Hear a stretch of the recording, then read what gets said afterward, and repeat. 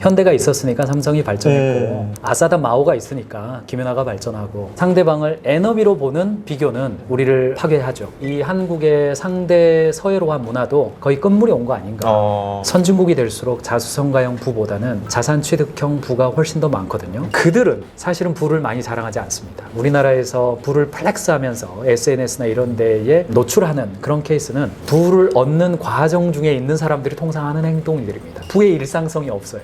호텔 자주 가는 사람이 호캉스 자랑 안 합니다. 자신의 행복을 구현하고 전문가가 되는 사람들이 공통적으로 갖는 지능이 딱 하나 있다고 그랬습니다. 그 하나가 뭐냐면 반갑습니다. 언더백 기업들을 돕고 있는 다인지 컨설팅 그룹의 김경민 대표입니다.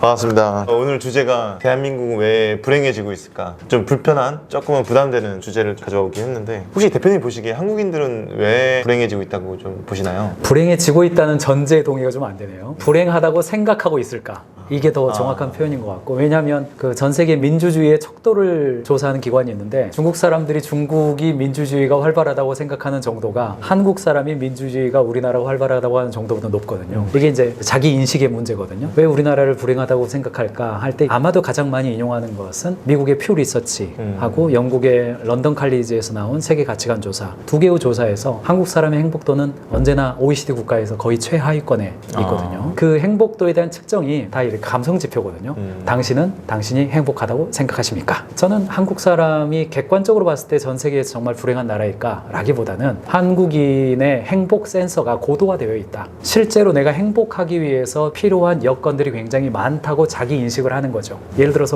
저는 학교 다닐 때 수학 시험 한 80점만 맞아도 이야, 잘 봤네? 이랬어요. 근데 96점 맞은 애가 이번 시험 망쳤어 그러더라고요. 그럼 두 사람 중에 누가 공부 잘할까요? 이런 게 좀 있는 거거든요. 한국 사람이 불행하다고 보기보다는 한국 사람들은 왜 행복에 대한 센서가 지나치게 높아 있을까? 이렇게 질문하는 게 문제 해결에 조금 더 가깝지 않겠나 이런 생각을 합니다. 대표적인 조사 중에 하나가 퓨 리서치가 무엇이 당신의 삶을 의미롭게 합니까? 혹은 행복하게 합니까? 라는 질문에 한국 사람 1등이 부가 나왔어요. 근데 한국 사람은 주로 하나에 체크했어요. 근데 주로 서구권이나 미국이나 이런 쪽들은 한 3개에서 5개 체크했더라고요. 만약 한국 사람도 3개에서 5개 체크했더라면 패밀리도 들어가고 프렌즈도 들어가지 않았을까요? 이런 생각을 해서 한국 사람들은 행복을 측정할 때 지나치게 물질적 기준이고 그 물질적 기준이라는 것은 상대적 지표니까 결과적으로 주변 사람들과 비교하는 물질적 기준으로 행복을 바라보고 있기 때문에 여러 사람들이 불행하다고 생각하는 거 아니냐 이렇게 이제 분석 기사들이 많이 나왔는데 저는 절반은 동의하고 이런 기사들이 나올 때마다 우리 스스로가 자성하고 보다 더 잘하자라는 측면의 해석을 하면 긍정적이죠. 대표님께서 이제 비교라는 키워드를 언급해 주셨는데 우리나라가 이렇게 좀 비교가 발달하게 된 좀 배경이 좀 궁금합니다. 예를 들면은 SNS가 됐을지 아니면 좀 빠르게 성장해야 되는 나라다 보니까 배경적으로 그런 건지 대표님의 생각이 좀 궁금합니다. 기본적으로 이제 비교는 경쟁력으로 해석도 되고 경쟁심으로도 해석이 되죠.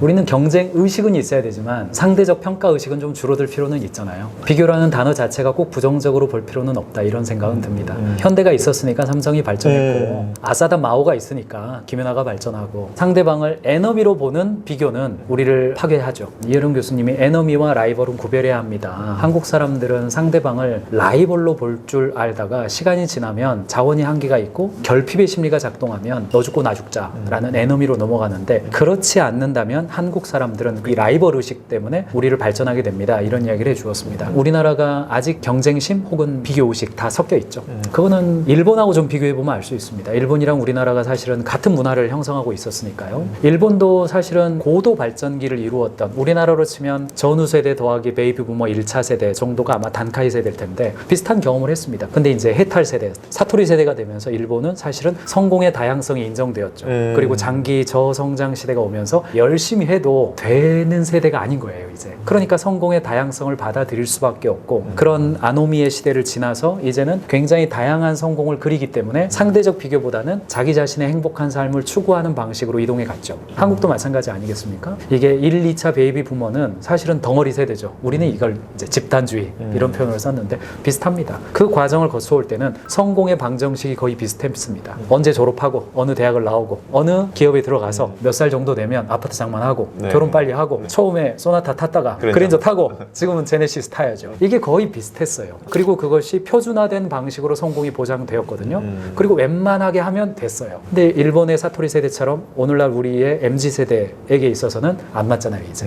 그러니까 피부로 느끼는 겁니다. 이 한국의 상대 서예로한 문화도 거의 끝물이 온 거 아닌가 그런 생각이 듭니다. 우리가 걱정하지 않아도 이미 상대 서예라 평가해봤자 얻을 거 없다는 걸 다 알게 됐습니다. 지금도 뭐 콘텐츠에 전문직도 지금 위험하다, 힘들다 이런 얘기가 네. 맞습니다. 우리나라 뭐 회계사도 요즘 실습할 데가 없어가지고 연수원 들어가서 한다고 이야기가 나오고 있고 변호사도 마찬가지고 그렇기 때문에 열심히 공부해가지고 상대 우위를 독점해서 서울대 무슨 과를 나왔다라고 해서 그거 자체가 이후에 성공의 방정식에 영향을 미치냐 좀 더 낫긴 하겠죠, 여전히. 그러나 일본이 경험했던 이 장기 저성장 국면으로 우리도 넘어가고 있기 때문에 이제는 우리가 걱정하지 않아도 자연스럽게 상대 서열화 비교보다는 각자의 삶의 행복의 방정식을 찾아가는 흐름으로 갈 거다. 저는 그렇게 생각합니다.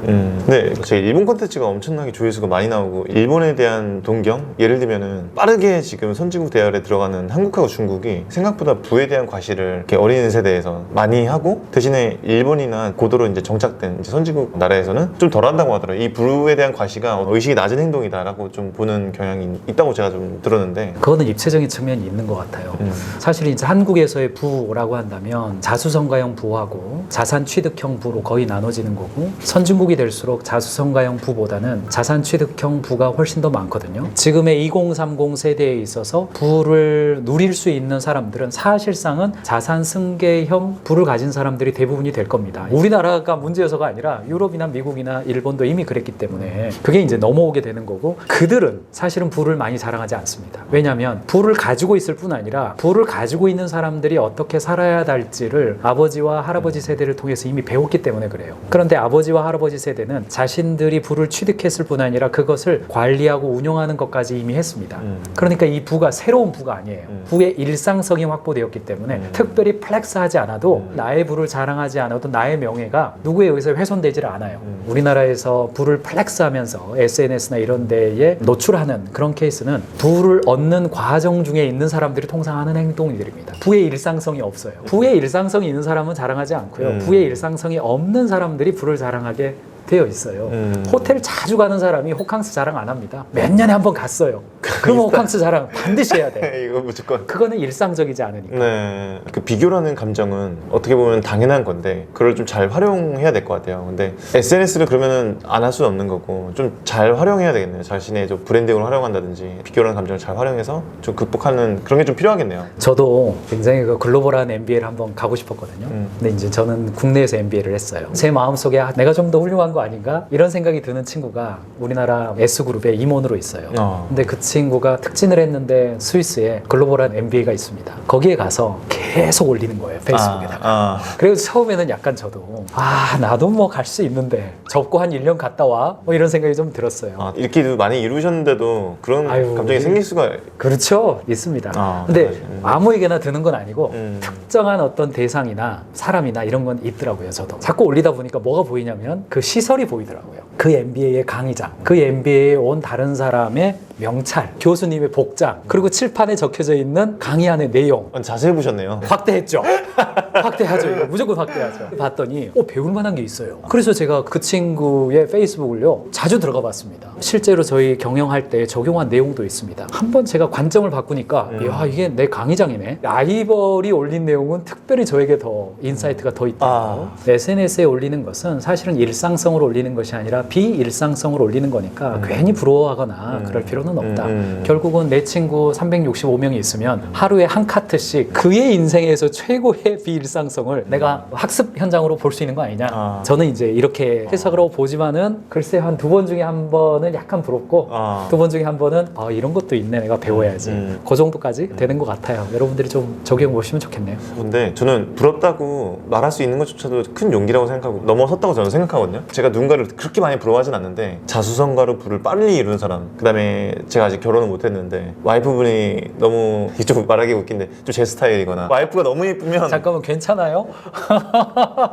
그런 생각이 들었는데 제가 고백해봤어요. 그 형은 작가로서도 이미 되게 유명하시고 부도 그렇고 와이프분도 너무 이쁘세요. 그래서 제가 형한테 진짜 어려운 상황에서 여기까지 이루신 것도 그렇고 와이프분도 너무 이쁘고 진짜 형이 부럽다 라고 얘기했더니 엄청 좋아하시더라고요. 더 친해졌어요. 저를 더 많이 도와주려고 하고 제가 그리고 그 사람을 되게 좋아하면은 그 사람이 잘 되게 응원하고 그 사람도 저를 응원하고 이 친구 나를 좀 부러워하는구나 더 잘해주고 싶다. 그렇죠. 성경에 보면 그런 표현이 있습니다. 네가 축복하는 사람을 내가 축복하고 네가 저주하는 사람을 나도 저주해 주겠다. 뭐 이런 약속이 있거든요. 축복할수록 상대방이 복을 받고 상대방이 복을 받으면 나도 복을 받고 서로가 서로에게 부러워해 주는 부럽다라고 말하는 게 뭐 잘못된 일입니까? 알죠. 네, 그렇게 많이 해주면 좋겠어요, 저는. 혹시 과도한 경쟁 사회에서 어떻게 하면 좀 나다운 삶을 좀 살 수 있을지 팁 좀 알려줄 수 있을까요? 우리가 이제 IQ의 시대를 살아왔잖아요. 이게 뭐 수십 년 명성을 떨치다가 하워드 가드너 교수가 다중지능을 이야기함으로써 다양성으로 넘어갔죠. 그래서 우리가 EQ 이야기, SQ 이야기, PQ 이야기 이런 이야기를 하거든요. 이런 다양한 멀티 지능 속에서 자신의 행복을 구현하고 전문가가 되는 사람들이 공통적으로 갖는 지능이 딱 하나 있다고 그랬습니다. 그 하나가 뭐냐면 자기 이해 지능이라고 그랬습니다. 메타인지. 그렇죠. 네. 메타인지 능력이거든요. 네.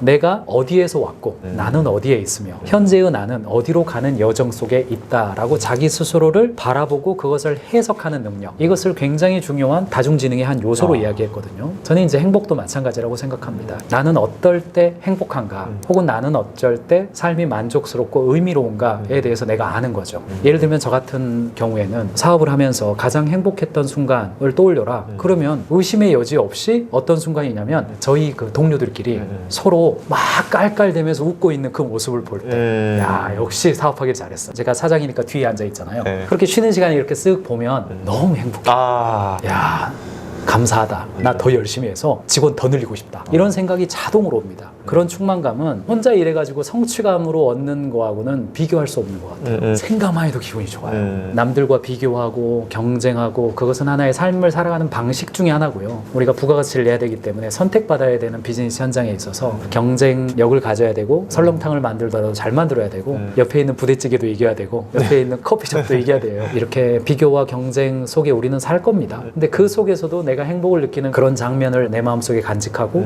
그거를 먹고 살면서 고통의 순간도 좀 이겨내고 그러면 좀 괜찮지 않을까? 그런 생각합니다. 끊임없는 나와의 대화가 필요하겠네요. 뭐 일기를 쓰든 또 명상을 하든 산책을 하든 하면서 나와 대화하는 시간 좀 많이 가질 필요가 있겠네요. 네. 칩 히스, 댄 히스 형제라고 있습니다. 순간의 힘을 지은 저자인데 이 저자들은 사람이 어떤 경험 전체를 총괄해서 평균치를 내려서 만족을 느끼지 않더라. 우리가 여행을 간다 하더라도 여행을 한 달 동안 갔으면 한 달의 경험을 평균 내려서 여행 만족스러웠어. 그렇지 않더라. 유럽 여행을 갔으면 야 에펠탑 앞에 가서 드디어 내가 사진을 찍는 그 순간 런던을 갔다 대관람차를 탄 그 순간 맞아요. 이동할 때 막 졸고 피곤하고 배 아프고 이런 건 잊어버리거든요. 네. 마찬가지로 우리 인생에서도 행복을 꾸준히 느끼겠다 이거는 아마 안 맞을 가능성이 높습니다. 심지어는 우리가 돈을 써가지고 다니는 여행도 그렇지 않잖아요. 네. 그래서 유럽 여행 간다 하더라도 내 머릿속에서 잊혀지지 않는 장면 한 10장면 얻어오면 그거 돈 한 500만 원 쓴값 하는 거잖아요. 마찬가지로 행복하다라고 하는 것에 대해서 내 인생의 삶에서 나 몇 장만 얻었어. 그렇다면 그거 행복하다. 좋은 여행이었다. 간주해 줄 수 있지 않을까? 저는 그렇게 저의 행복을 좀 평가하고 싶습니다.